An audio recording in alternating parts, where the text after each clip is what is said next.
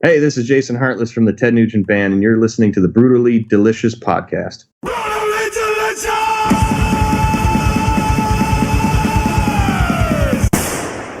Hey, you're listening to the Brutally Delicious Podcast. I'm Bruce. And I'm Chris. Today we've got Jason Hartless, a drummer who's done quite a bunch of stuff, including being on the road right now with Ted Nugent. Very, very cool. You know, every time we do this intro, I want to go, Dingo and the baby. Dingo,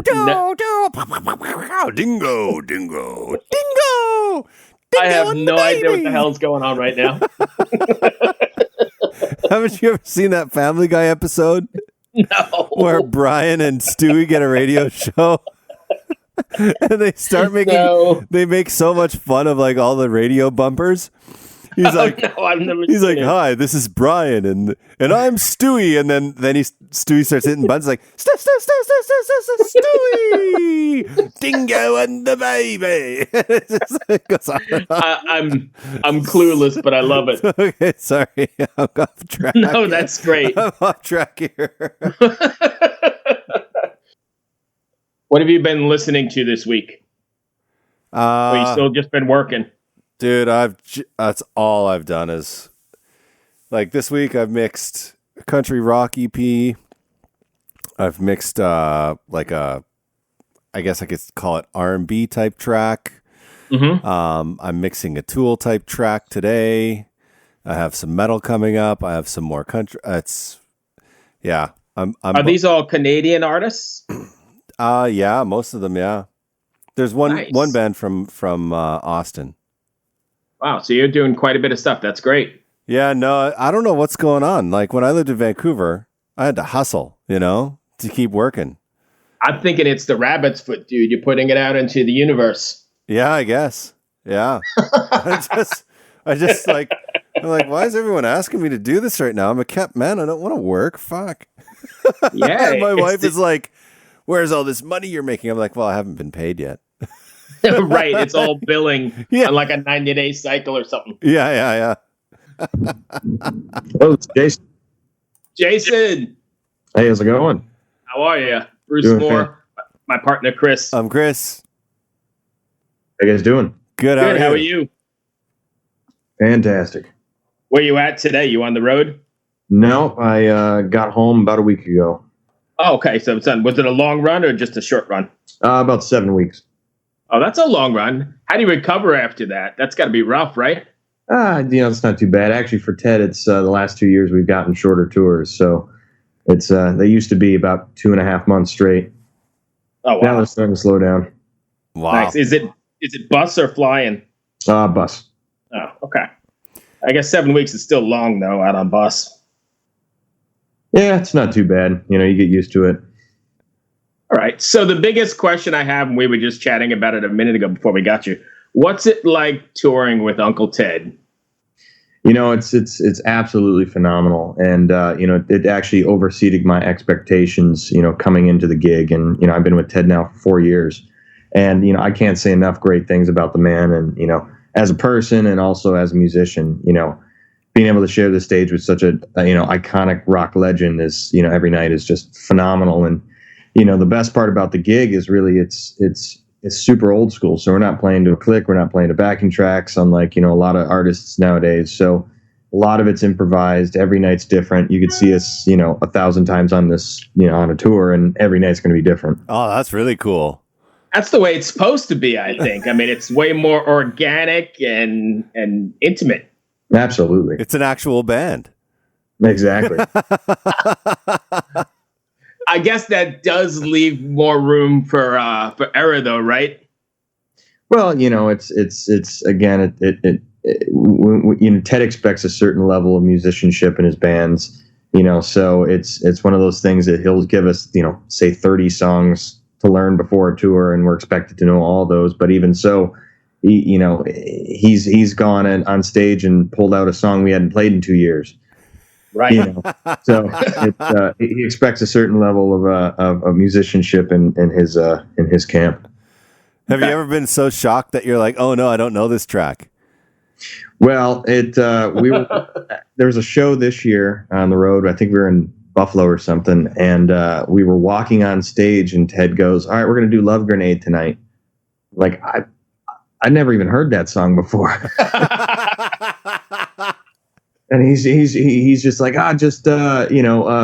watch me. It'll be fine. Like, okay.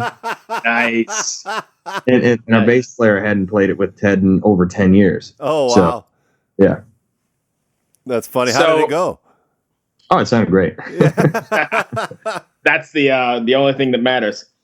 So I know you've probably answered this 100 times, and I try not to ask the same questions, or Chris and I both, but we were just doing some research on you.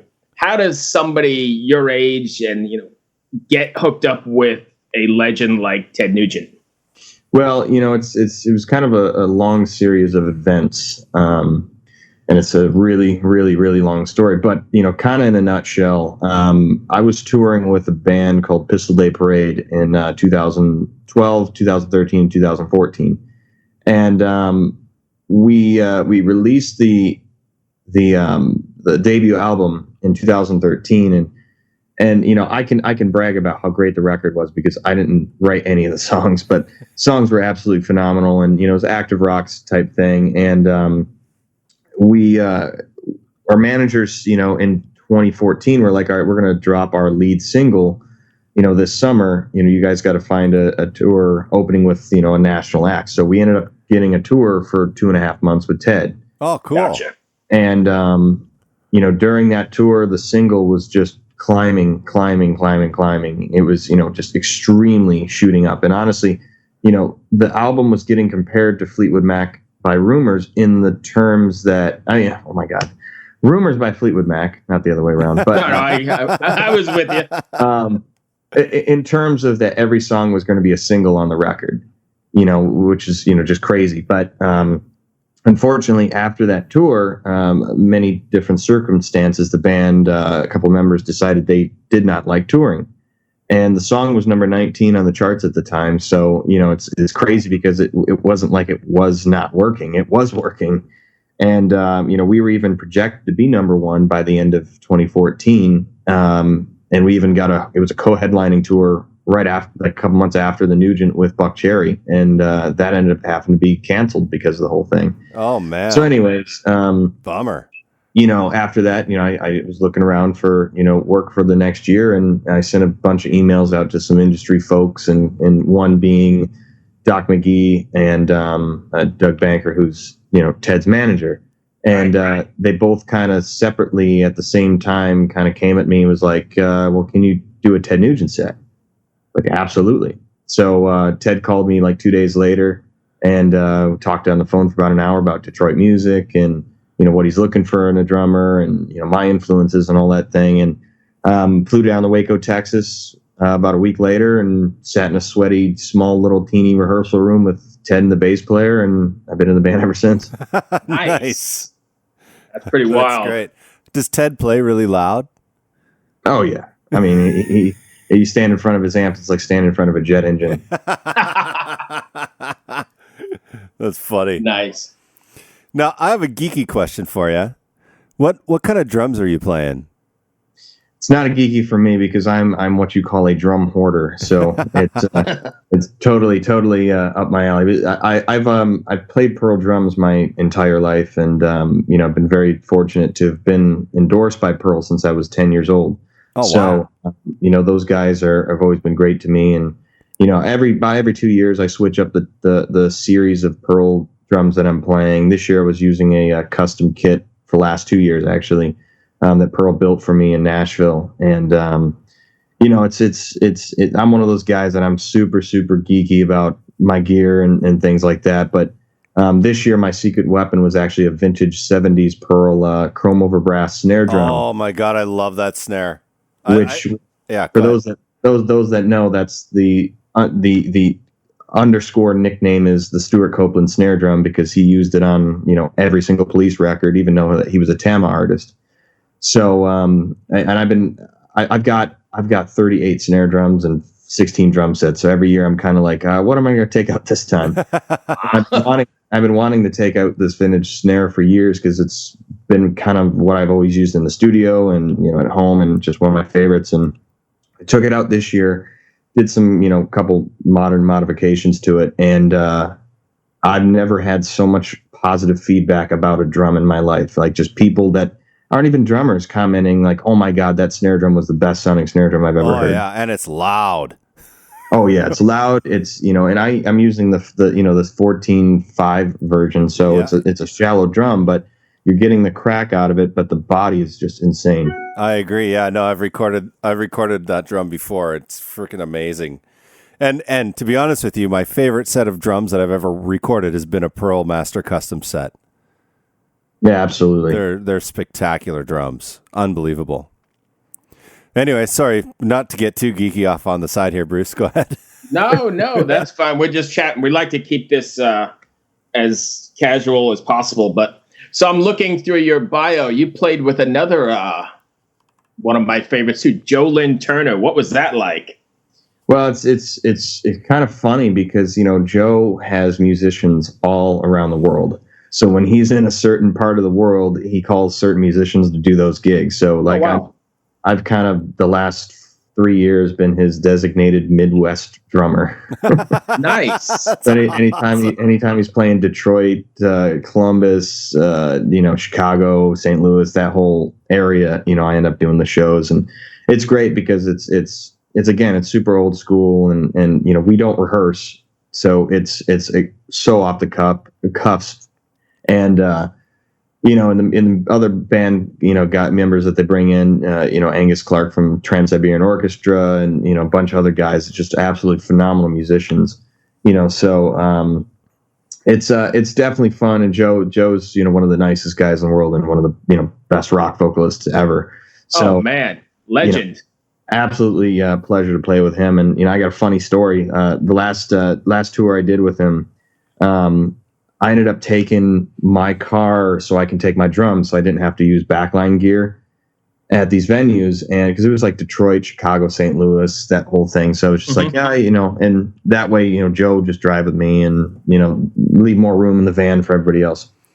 So we're in Chicago, and we ended up staying the night there. And my gear we left in the venue, just pick it up in the morning, and went down there to get it thrown in my car, and I'm backing up, and I ended up blowing out my back window with a pole that was sticking out of a garbage can. Oh no. And Joe and I had to drive 6-7 hours to St. Louis that day.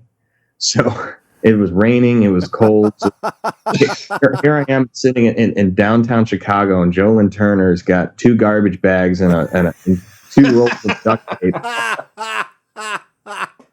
Nice. Duct taping my back window together so we can drive to St. Louis. That's great. Awesome. One of the funniest things that's ever happened on the road, to be honest with you. That's awesome. Yeah. Chris? No, I see. Also, you on your wiki page, there's a lot of support acts that you list there, and one really caught my eye: Theory of a Dead Man, because they're from my hometown, Vancouver, and another one which was Warrior Soul. Now, how many dates did you do with Warrior Soul, like as a support act? I know.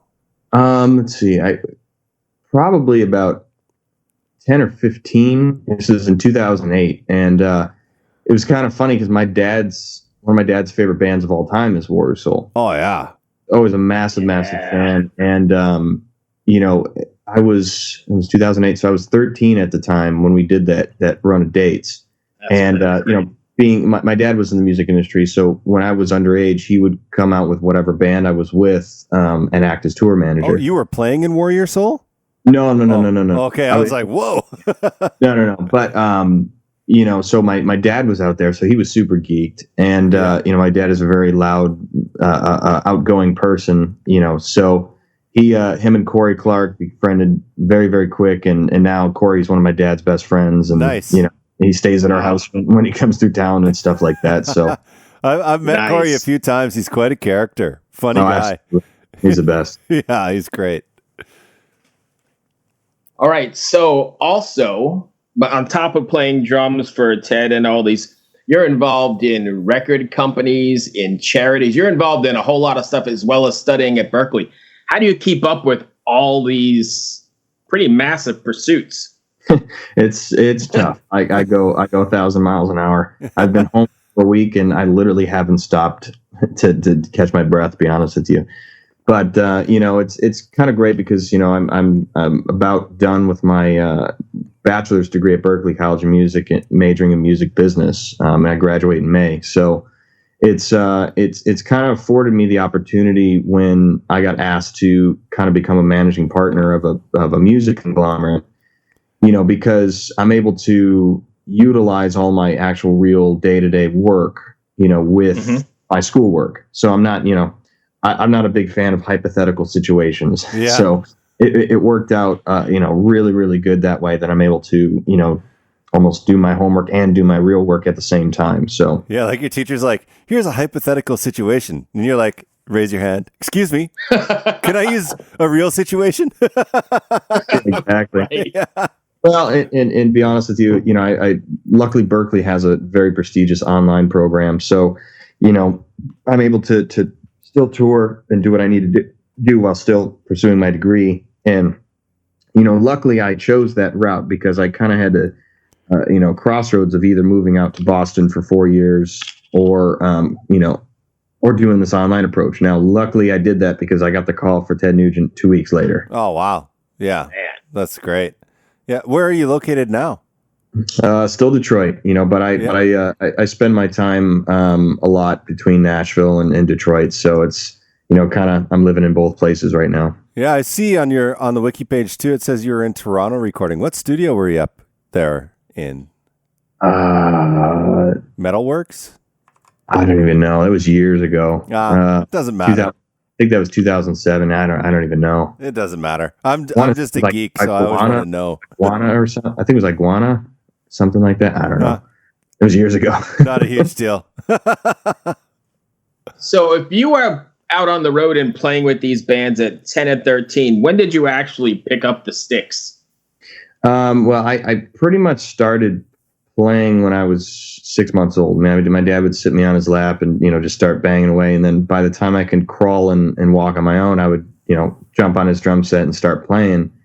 And then by the time I was 3 or 4, when I could actually sit by myself, touch the pedals and all that, play the kit, my dad would bring over some of his buddies and jam with me. And, but I played my first gig when I was 5 years old, doing all covers. Oh, cool. Yeah. Amazing. I mean, most kids are in the sandbox, picking their nose at 5 and you're jamming away. That's pretty amazing. I know what I was doing at 5. It wasn't playing drums. Yeah, that's awesome. All right. So I've got a couple questions that kind of have nothing to do with this, but give the fans a chance to get to know you a little bit better if you're down.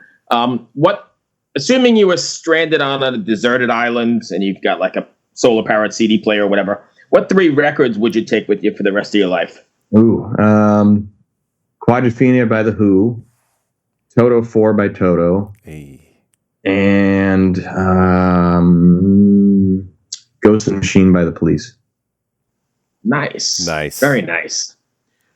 Let's see. So everybody's got like kind of an aha moment, the first record they bought with their own money. I think, at least I do, and most people I talk to. Do you remember what the first record you bought with your own money was? No idea.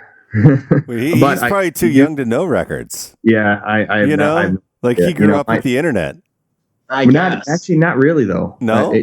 No, because I was born in 94, so I was still that we had the internet, but I still remember pre-Napster in a way.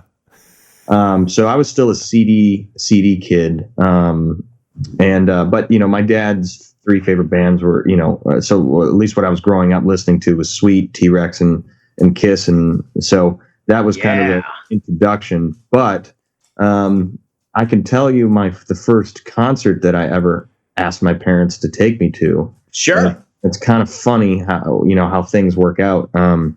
It was Alice Cooper in 2001 on the Dragon Town tour, and I was a massive Eric Singer fan, and so I went to the gig, and it was just amazing.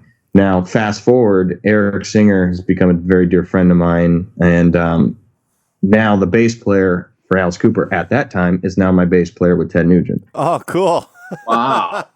So I'm a very big Eric Singer fan too, because Badlands was probably one of my favorite bands growing up. Loved that band.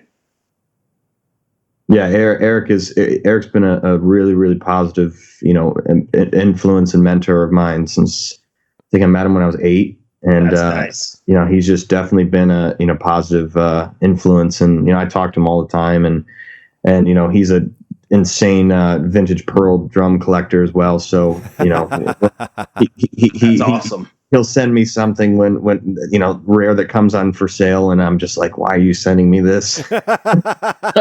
Nice. Yeah, check this out. You want this?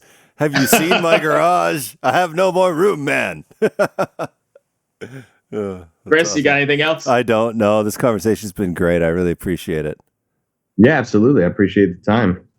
Jason, I want to thank you for doing this. I appreciate it. I know you're busy. Yeah, I appreciate the time. It's always fun. Awesome talking with you, man. Be well. Good luck with all your endeavors, and hopefully we'll see you. We can come to town one day. Absolutely. Thanks so much. Be well, brother. Cheers. Thanks. Really good guy. What a story. Touring at 10 and playing with some massive players. Imagine being 24 and going on the road with like a legend. A legend, yeah. Actually, 2 legends. Joe Lynn Turner from Rainbow is amazing. So yeah. Oh no, it's crazy. Well, cool, man.